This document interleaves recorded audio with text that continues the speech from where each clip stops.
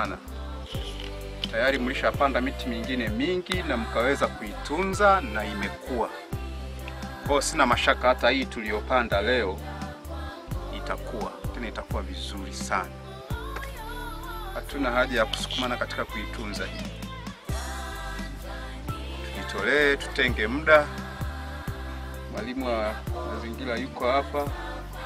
Tutenge muda wa kuifuatilia, kuipalilia, kuinyweshea maji pale mvua itakapopungua ili iweze kukua, na bahati nzuri miti inakuwa kwa haraka sana. Kwa hiyo nataka kushauri na kuhamasisha wananchi watakaochukua miti hii kuithamini, kwa sababu ni gharama, ni kodi ya Watanzania.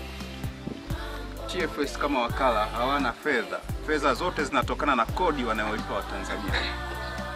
Kwa hiyo kuacha mti ufe ni kupoteza kodi ya Watanzania. Na Sengerema Primary tumegawa miche 500. Mpango wa TFS kwa wilaya ni kugawa miche isiyopungua 70,000 kwa kila mwaka kwa serikali. Na mwaka huu tuna mpango kugawa miche 70,000. Mpaka sasa hivi tumegawa miche 11,500.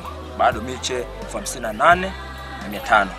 Kwa hiyo mkakati wa TFS kugawa katika taasisi za kiserikali hiyo miche zote ndani ya mwaka huu na kwa watu binafsi, sio serikali peke yake. Kwa hiyo kuna vikundi mbalimbali vinahitaji miche, especially wapande katika maeneo yaliyoko wazi.